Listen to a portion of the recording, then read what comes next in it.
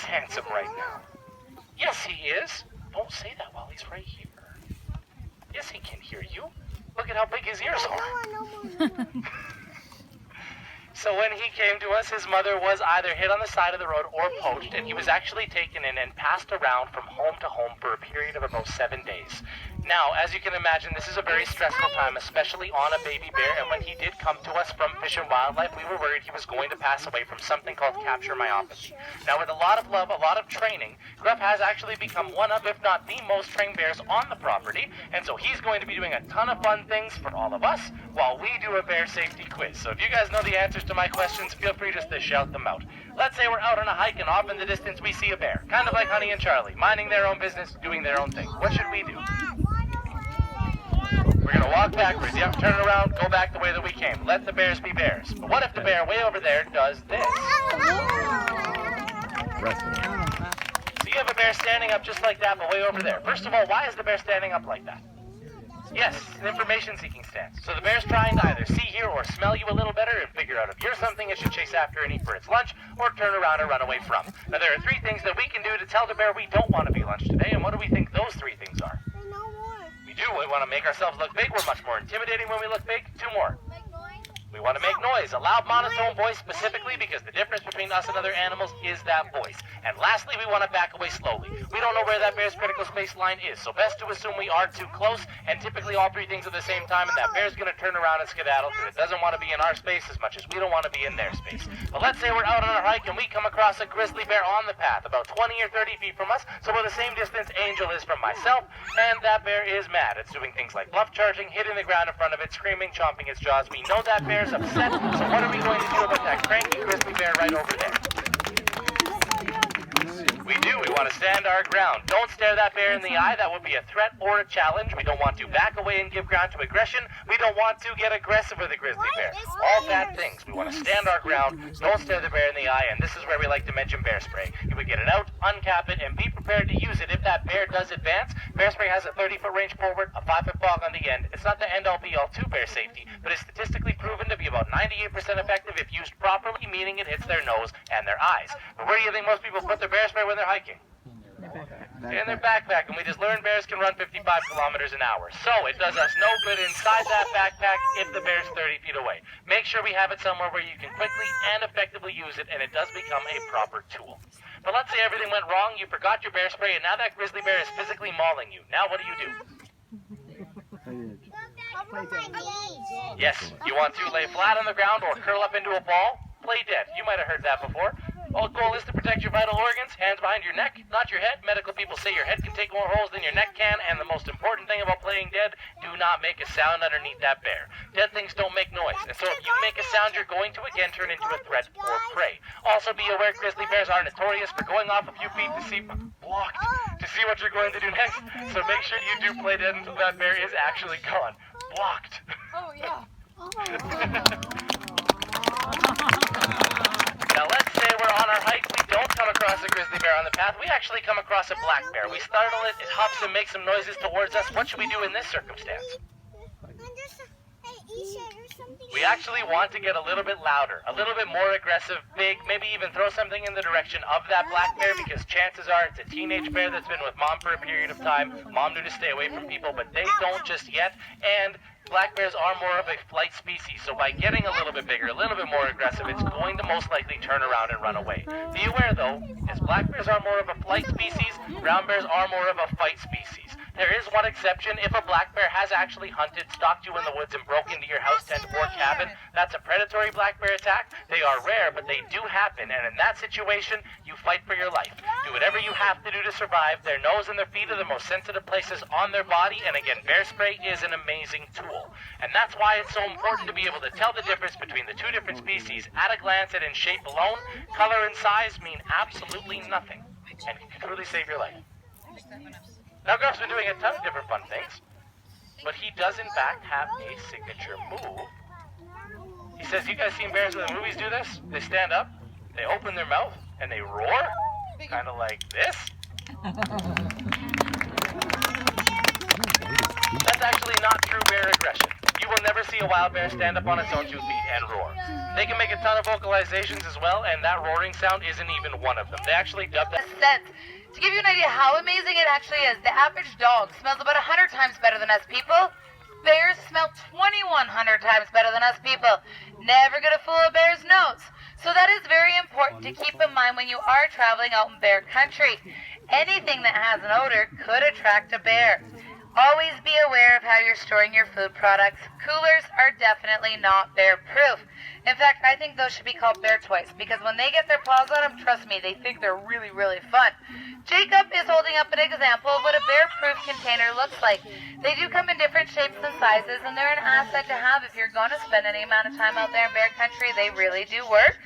Other little things, if you're fishing, do the cleaning of those fish down at the water's edge opposed up at your campsite, because that's a smell that could attract bears.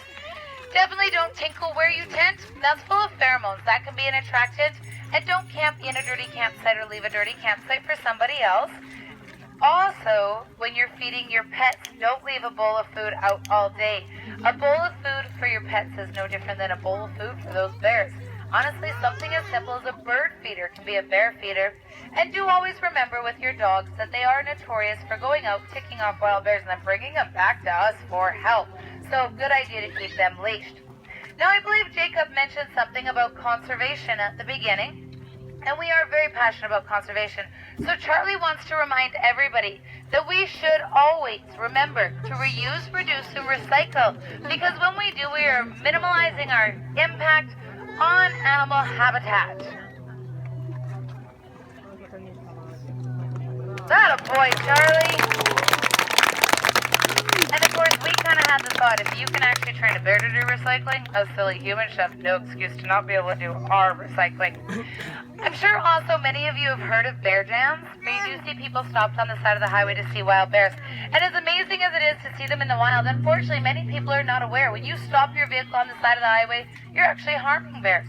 And the reason for that is, us humans, we smell absolutely amazing. We use things like shampoo, conditioner, body sprays, makeups, perfumes, aftershave, shaving cream, colognes, you name it. We smell great, but we still smell like a human. And unfortunately, at that point, we are desensitizing wild bears to human presence. When we do that, that is the beginning of what creates problem bears. And unfortunately, amazing with us mucking around with our back foot. In fact, this is how we have trained all of our bears for their blood draws, is by doing the back foot paw paintings. Because, as you can see, lots of mucking around going on back there. But the worst part at this very moment for Berkeley is sitting still for a whole 3 minutes. But like they say with anything, practice makes perfect. So Belinda is doing the practicing behind us while we work on sitting still. Now I'm going to let Berkeley take over the mic. Oh, we did that wrong. Come here. You need to do the mic part.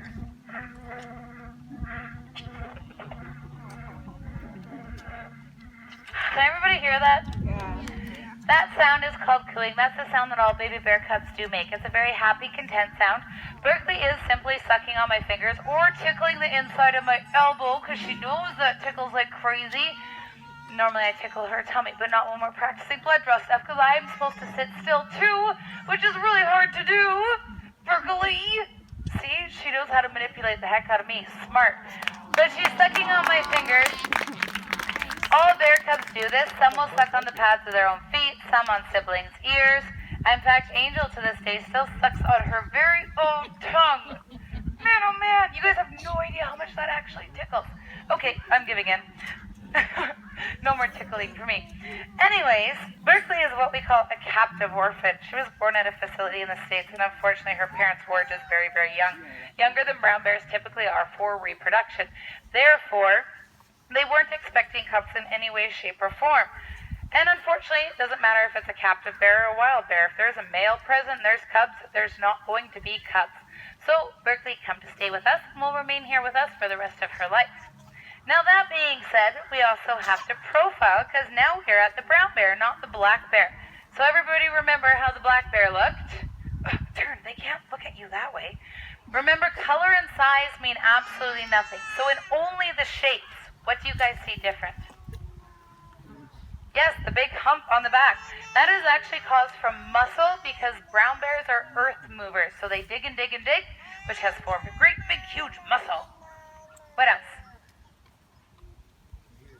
The ears are smaller in proportion to the body, different on the skull. You guys notice the big dipper indention in the forehead where the black bears are very straight nose to forehead? They have longer, shaggier hair, and she has, like all brown bears do, right? She knows how to get me. She has very long, straight, blunt, digging claws. Then, okay, now you're just being a suck. She's like, now I'm going to tickle you. Okay, you are winning this whole thing that's going on right now. You have manipulated the heck out of me. Who's the more intelligent species here, hey, Bert?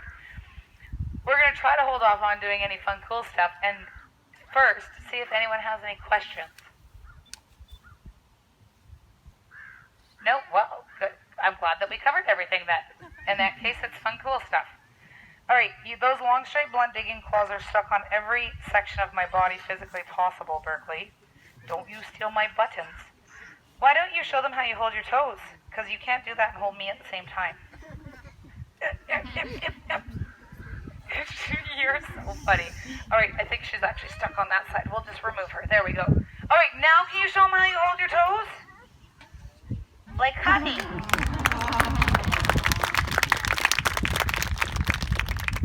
Did Belinda make your toes stinky? Oh, they're so stinky toes. That Belinda. May I have a high five? Thank you. How about a low five? Thanks. That was just the cheapest low five you've ever given me. Can I have a new one? Thank you. Oh, could you show them? I know they're still stinky. Do you want to show them?